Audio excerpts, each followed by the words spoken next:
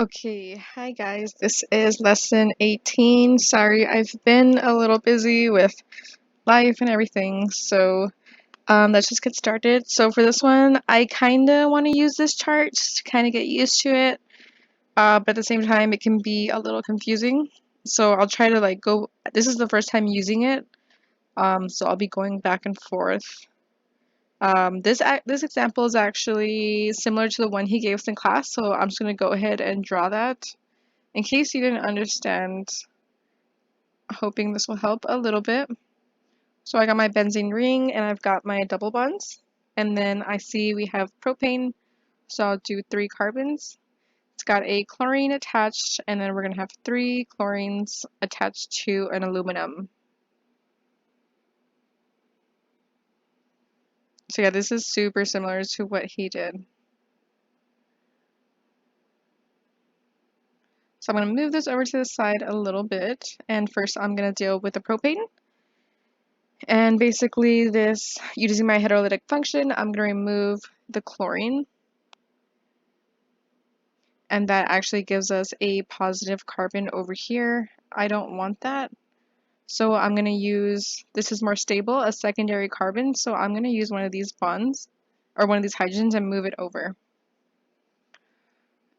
Okay, I rolled it around a little more so I could see. I want this to be my positive carbon because it's a secondary carbon. Okay, and then I'll hit arrange. And now my positive carbon's in the middle. So now what I can do is disrupt one of these bonds. Just break it apart like that, and then I'll go ahead and use it and grab that carbon. Hit arrange. Now I have a positive carbon here, which I don't want, so I'm going to create a double bond. Using, let's see, so when I create the double bond, that's going to be 5 bonds over here. So I'll go ahead and take this hydrogen, or this bond from the hydrogen, and then in turn, we create this byproduct of HCl.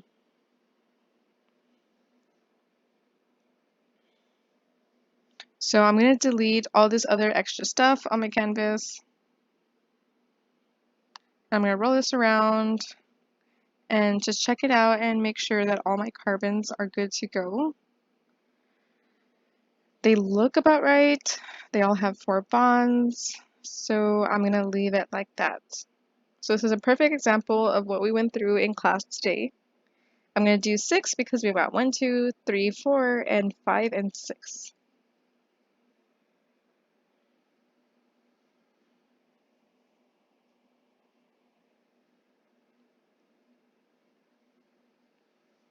Okay, so phenol is just a benzene ring. I'm going to look in my notes and see if I have any of this. I don't. I haven't done this enough to get all the answers. But let's go ahead and go to our chart. Let's see, we've got NaOH and CO2. So I'm going to look for something similar to that. NaOH. So I'm going to have sodium. Don't have sodium here. Let's see, what else do we have? CO2, carbon. CO2, phenol, salicylic acid. That could be a potential one. So what I'm going to do is get another window, and I don't know if you can see it. What is it? Salicylic acid. And I'm going to look up the structure of that. It's an acid, so it should have like a carboxylic acid attached to it. Okay, I'm going to draw it on my notebook so I can have it here and don't have to go back and forth. OH. We've got our carboxylic acid, OH. Alright, so I'm going to try this out. I know he likes to do his own on here, but let's try it out. So I'm drawing based off of what salicylic acid looks like online. If you if you've done some of the homeworks, you know that that's not always the case with the answers here.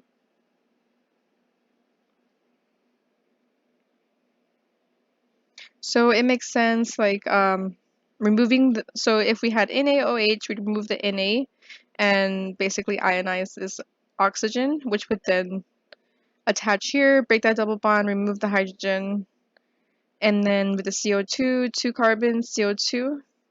The only question I have is if these hydrogens stay. Uh, let's see. I'm gonna look at.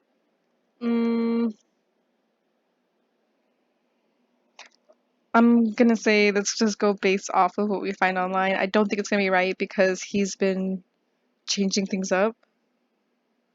Okay, awesome. So that was phenol, NaOH, and CO2 acid workup. So again, all I did is went over here and then I didn't find sodium, but I looked for, here's the OH and the CO2, salicylic acid, and I just looked up the structure and I was able to get that one.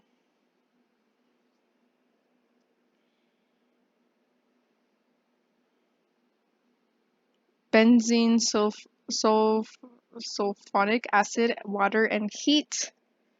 So we know heat is going to remove the oxygen that's added by the water. So that is actually, I believe, just going to be a ring. We're going to leave it because that heat eliminates our substituted OH. So let's just do a ring. I would add everything, but I kind of know the concept of heat. So let's see if that's right. 6. I think throughout the lesson, the whole thing is going to be 6. I haven't found one that's not 6. So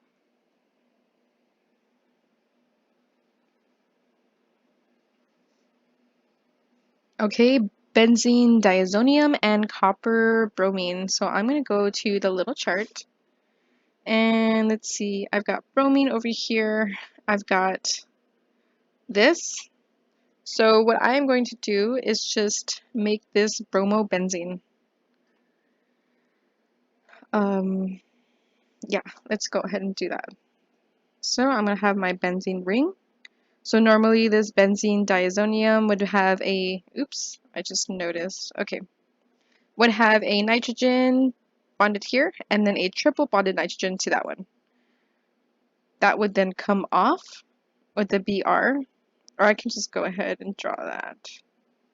Just so you guys can see the process in case you're curious.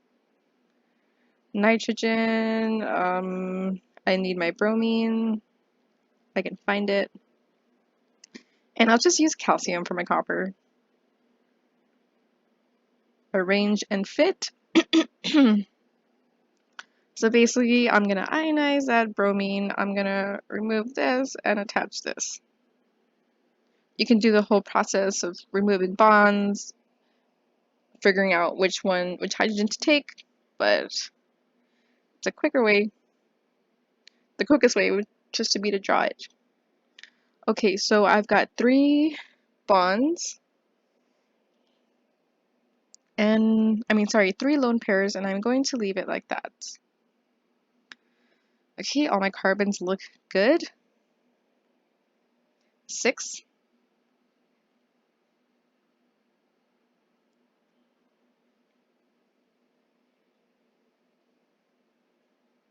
Okay, hydroperoxide of cumene and H2SO4. I'm going to come over here and see if I find anything with cumene and SO4.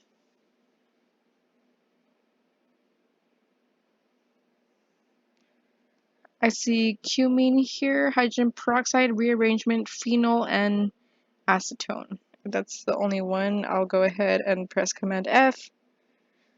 So phenol and acetone. Let me go back over here.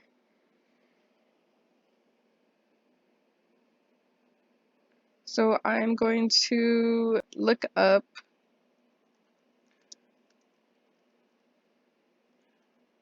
acetone.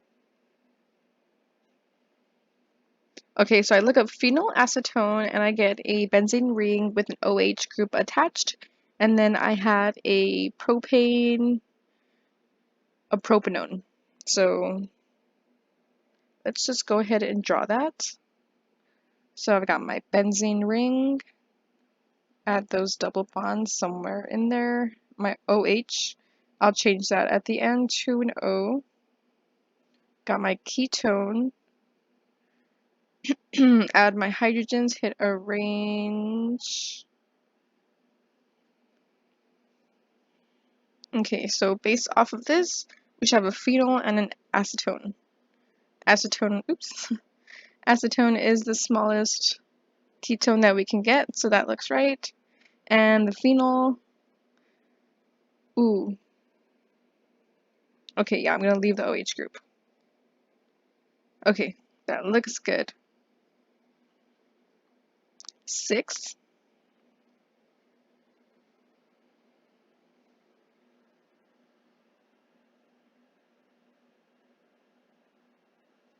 Okay, benzene Br2, Fe, iron bromide.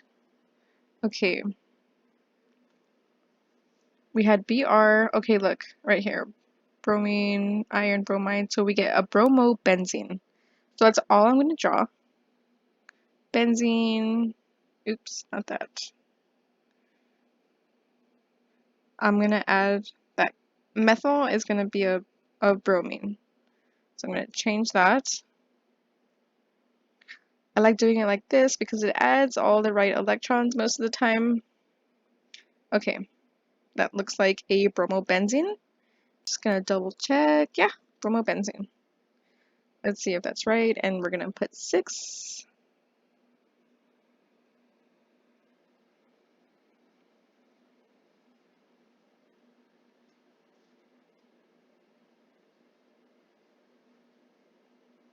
Okay, benzene. I'll just go ahead and draw my benzene ring already because all of these are gonna have a benzene ring. Okay, and I'm gonna go check. Oh, so this is propene and hydrogen fluoride. So actually, I think this is gonna be something that we do in that we did in class. What was it? Hydrogen fluoride. Okay, so if it was sodium boron fluoride, then it would be fluorobenzene. But we're going to use the same method as we did in class. So we have a propene. It looks like it has a double bond and hydrogen fluoride. Let me look in my notes and make sure because I didn't see. Okay.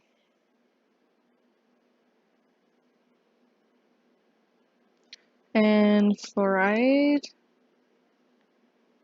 arrange, fit, move. Okay, so I'm going to move this over and I'm going to go ahead and release this bond. That then gives me the hydrogen to take, release the bonds to fluorine, arrange, and now I have my positive carbon here, which I'm then going to break one of these bonds and attach it over there. So I'll go ahead and grab it. And then I know when I create a double bond, this is lacking, so I'm going to take this one, and that should give this one 4 bonds, and the other one should also have the right amount. I'm going to go ahead and delete that extra hydrogen and the fluorine, roll it around. So I have my propene group. It's a little different than what we started with, but that's what we want to see. All right, I'm going to leave it like that. 6.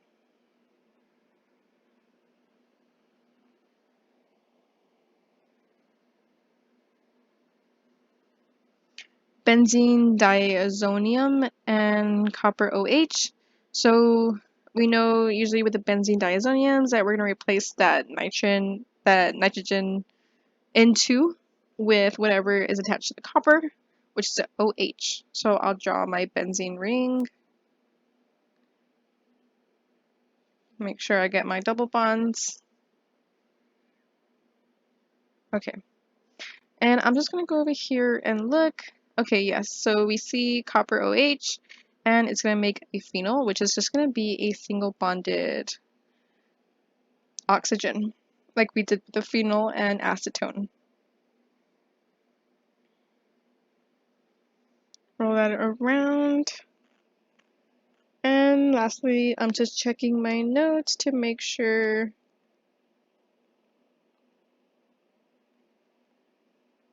Of course, I don't have it, but I'm going based off the chart, so let's see if it works. 6. Awesome.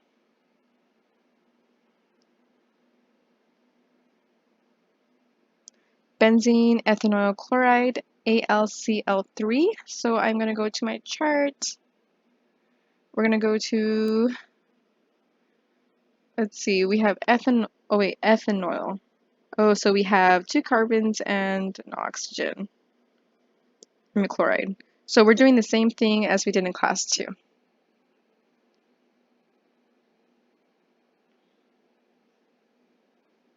Oops. Let me see if I have anything in my notes about ethanol. No, so I am going to look ethanol up because I don't want to be putting the wrong molecule because that's going to throw everything off. Yeah, I don't have what it looks like, so I'm just going to do a simple Google search of ethanol. Structure. 2 carbons double bonded to an oxygen and to a chlorine. Undo. Okay. Where is my oxygen? I actually haven't gotten this one, so I'm a little iffy of where I'm going to move my hydrogens. Let's see.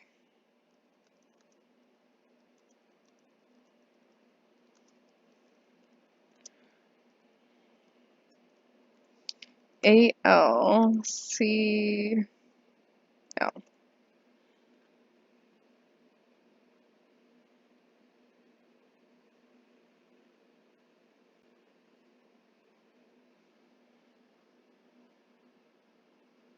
Okay, let me add my. I don't think we really need to add this because we kind of know a little bit of what we're doing. Fit. Move. So this is going to go ahead and be removed. I can add it to that if I want to. And now we have this strange looking molecule with a positive carbon, but this is actually more stable, I'm thinking, than this one. So I'm going to attach it like this. So I'm going to break this bond. I'm going to grab the carbon, and then I know this is positive now, so I'm going to move this bond because that's what I'm going to do. And then I can easily make HCl if I move one of these chlorines just to do it.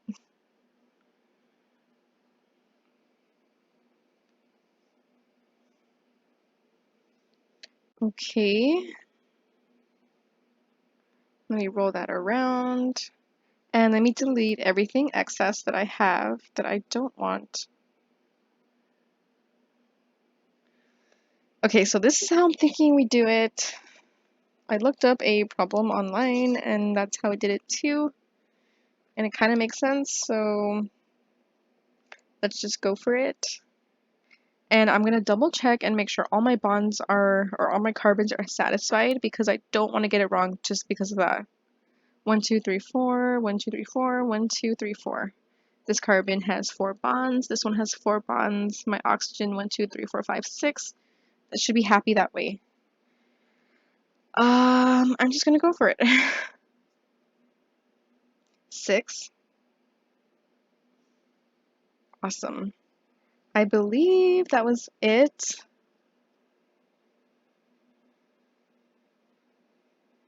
Okay, never mind. Benzene Diazonium, we know it's going to be a benzene ring with the N2 triple bonded to each other.